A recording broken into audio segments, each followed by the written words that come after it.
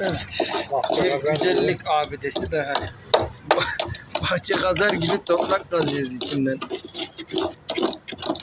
Organik tarım yapabiliriz.